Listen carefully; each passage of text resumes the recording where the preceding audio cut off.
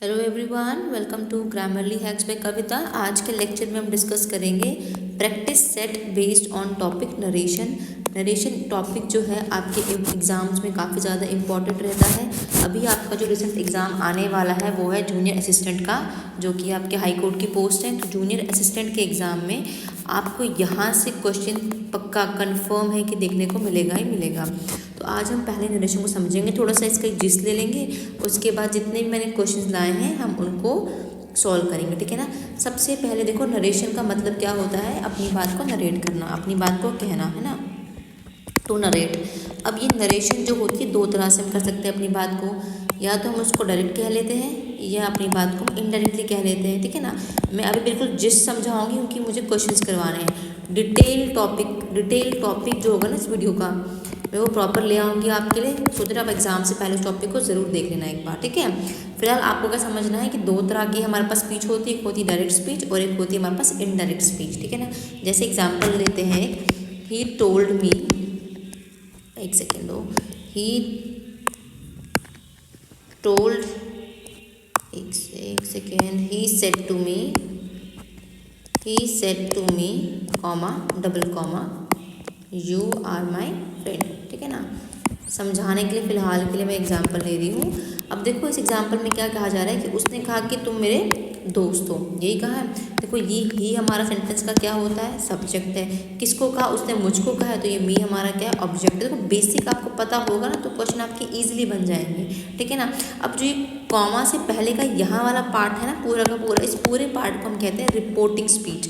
क्योंकि हम कुछ कहने जा रहे हैं ना कि ही सेड टू मी, उसने मुझसे कहा, हमने मतलब कुछ रिपोर्ट किया, इसको हम कहते हैं रिपोर्टिंग स्पीच। और जो डबल कोट के अंदर वाला पार्ट है ना, हमने कुछ कह दिया ना, क्या कहा है हमने वो कि तुम मेरे दोस्त हो, तो ये हमारा रिपोर्टेड वाला पार्ट बन गया। क्या? रिपोर्टेड, जो हमने रिपोर्ट कर दिया। और इस रिपोर्टिंग वाले में जो सेड टू लगा है ना, ये सेड टू होता है हमारा रिपोर्टिंग स्पीच का पार्ट है, तो ये हमारी रिपोर्टिंग वर्ब है। As to said to verb में आएगा ना, लेकिन पार्ट किसका है?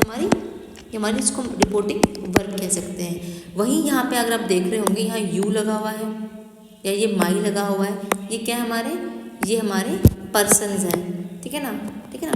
और सेंटेंस में जब भी क्वेश्चन डायरेक्ट नरेशन का आता है ना, तो पर्सन का बदलना 100% है। ये 100% बदलता है पर्सन, ठीक है ना।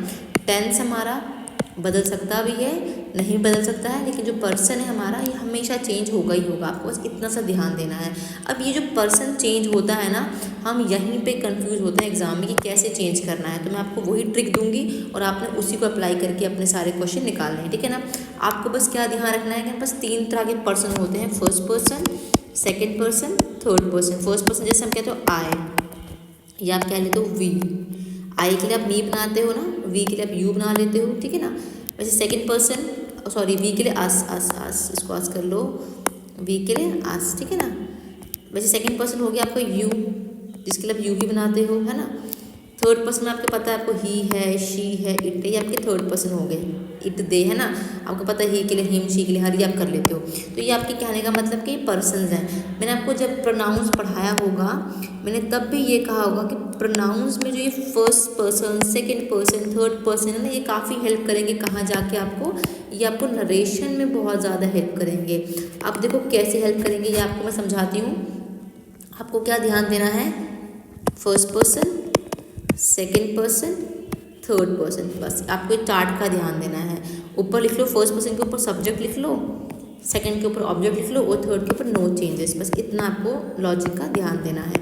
अब कहने का मतलब क्या, मेरा इस टेबल से मेरा कहने का मतलब क्या है? आपको क्या ध्यान रखना है, जो हमारा पहला पर्सन है, फर्स्ट पर्सन, जैसे आई है, वी है, वो चेंज होंगे as per the subject. Sentence का क्या सब्जेक्ट है, जैसे यहाँ पर आपका सब्जेक्ट क्या है? सब्जेक्ट क्या है यहाँ पे? आपका ही है, तो हम ही के हिसाब से बदलेंगे, ठीक है ना। सेकेंड पर्सन चेंज होगा हमारा एज पर द ऑब्जेक्ट। सेंटेंस में ऑब्जेक्ट क्या है, जैसे यहाँ पे हमारा मी है, ठीक है ना। और थर्ड पर्सन अगर होगा तो उसमें कोई भी बदलाव नहीं होगा, ठीक है ना। अब देखो एग्जाम्पल क्या लिखी थी हमने, मैं फिर लिख देती हूँ एग्जाम्पल को एक बारी ईजी करने के लिए आप लोगों के लिए। एग्जाम्पल थी हमारी, he said to me comma double comma you are my friend, उसने मुझसे कहा कि तुम मेरे क्या हो, तुम मेरे दोस्त हो, यही कहा उसने, ठीक है ना। आपको कहा जाता है एग्जाम में कि इस डायरेक्ट का क्या बना के दो, हमें एग्जाम में आता है हमारे को कि इसकी आप इनडायरेक्ट स्पीच बना के दो, ठीक है ना। अब देखो इस सेट टू मैंने कहा रिपोर्टिंग वर्ब है, ये तो बदलेगी, ये रूल्स के हिसाब से बदलेगी, इसमें आपको तकलीफ लेने की ज़रूरत नहीं है, क्योंकि हमारे पास 5 टाइप के सेंटेंस होते हैं, जिसमें आपके असर्टिव आ गया, आपके इम्पेरेटिव आ गए, इंटेरोगेटिव आ गए, ऑप्टेटिव आ गए, ठीक है ना।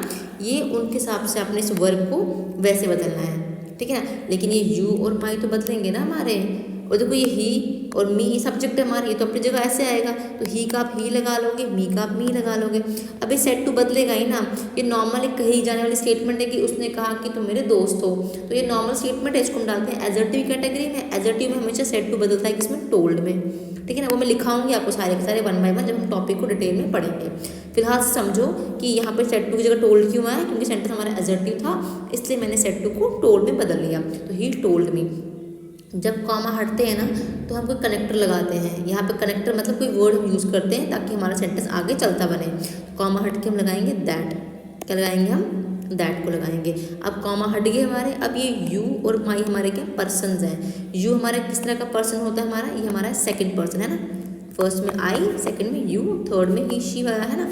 तो यू हमारा सेकंड पर्सन, तो सेकंड पर्सन अभी हमने क्या पढ़ा, as per the object. Object क्या हमारा, ये मी है, तो मी के हिसाब से, तो मी के लिए क्या यूज़ करते हो, मी का आई बनाते हो, दैट, यहाँ क्या बनेगा आई।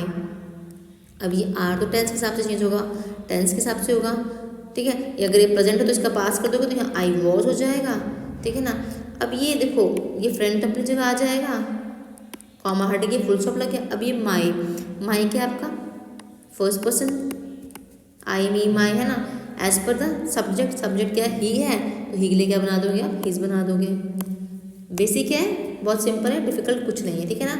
आपको सिर्फ पर्सन्स का ध्यान रखना है, उनको आपने चेंज करना है। यू सेकंड पर्सन था इसीलिए हमने एज पर द ऑब्जेक्ट किया, माई हमारा फर्स्ट पर्सन था इसीलिए हमने एज पर द सब्जेक्ट किया, और ये सेट टू हमारी रिपोर्टिंग वर्ब है। ये सेंटेंस के हिसाब से, अगर सेंटेंस एजर्टिव होगा तो हमने टोल्ड लगा लिया, अगर ये इंटेरोगेटिव होता तो हम आस्क लगा लेते, डिपेंड करता है सेंटेंस कौन सा है, बस इसको चेंज करते हैं, ठीक है ना। और कॉमा हटता है तो हम कनेक्टर को दैट लगाते हैं, लेकिन हर केस में दैट लगेगा ज़रूरी नहीं है। जब हम बात करेंगे इम्पेरेटिव की, हम इंटेरोगेटिव की बात करेंगे तो कुछ और हम कनेक्टर को यूज़ करते हैं, ठीक है ना। आई होप ये बेसिक आपको समझ आ गया होगा। अब इस बेसिक पे मैं आपको क्वेश्चंस करवाऊंगी, ठीक है ना।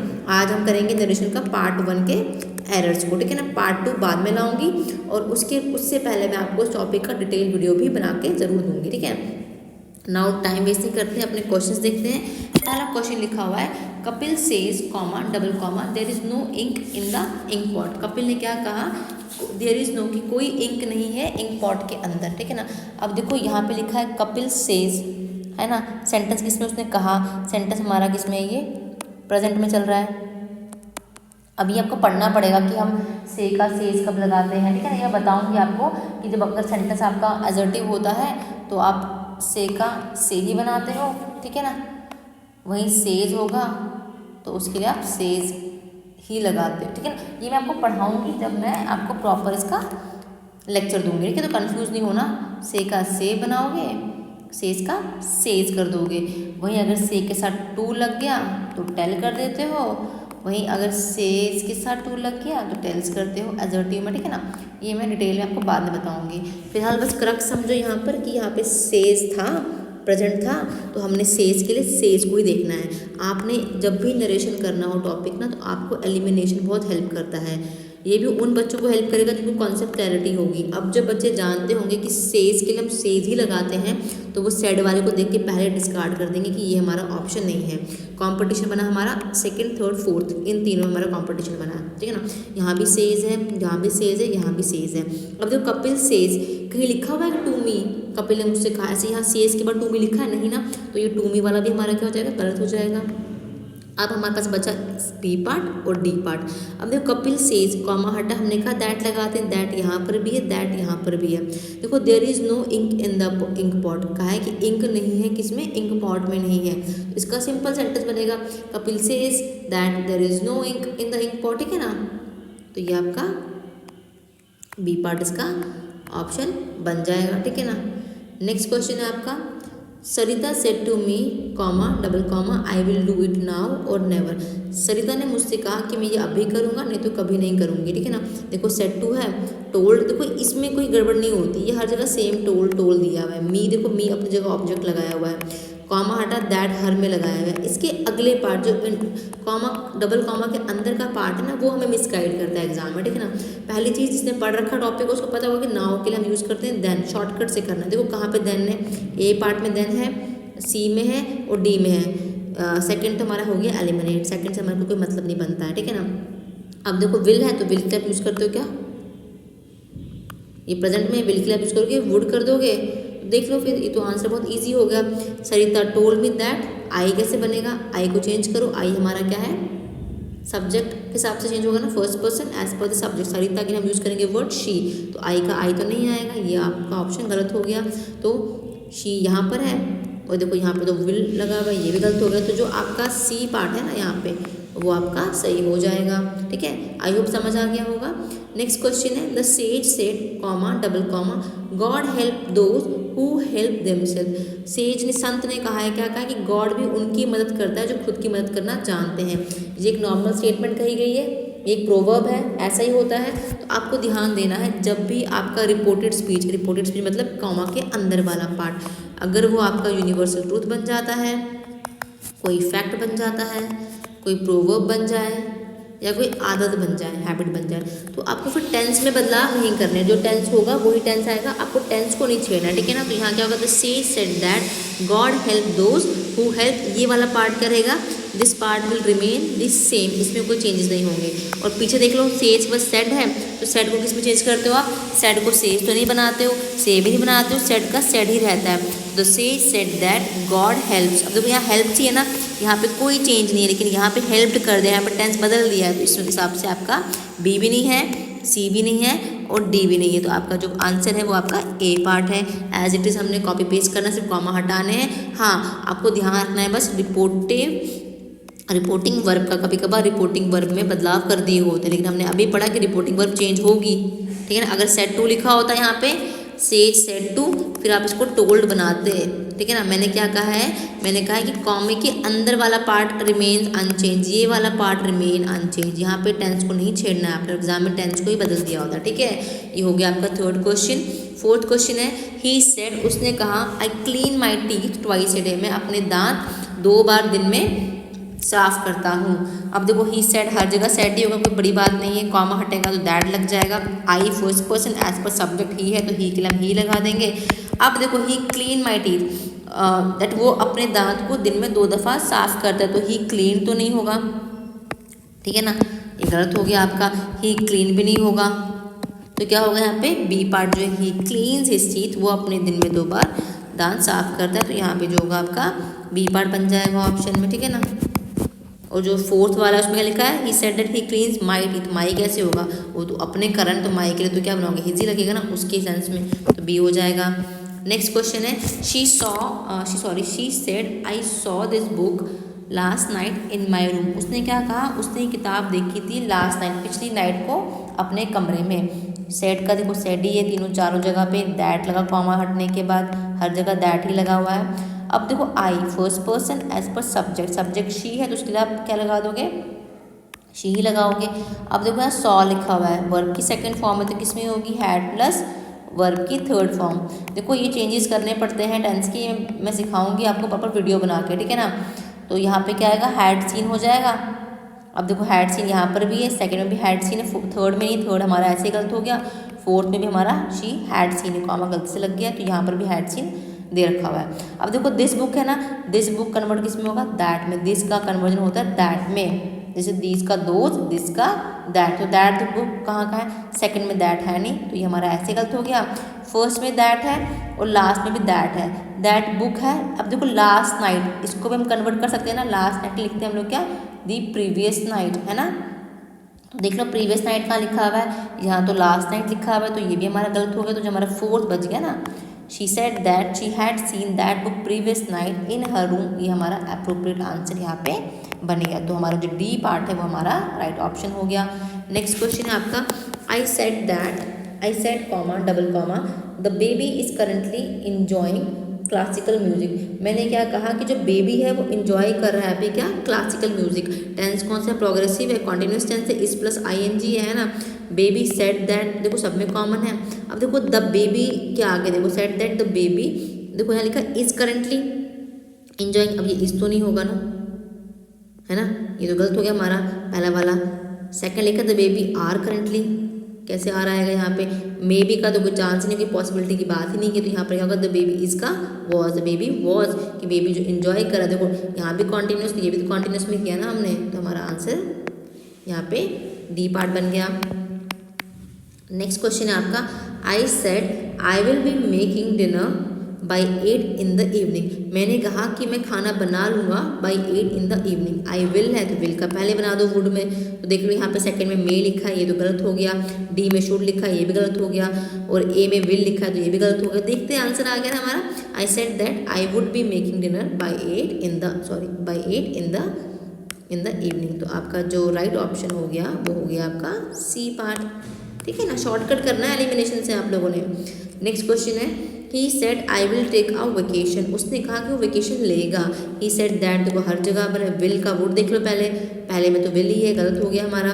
सेकंड हमारा वुड लगा हुआ है, थर्ड में मे है, ये भी गलत हो गया। फोर्थ में कैन है, ये भी गलत हो गया। तो सेकंड जो आपका ऑप्शन है, he said that he would take a vacation soon, ये बिल्कुल सही है, ठीक है। तो बी पार्ट आपका ऑप्शन बन गया।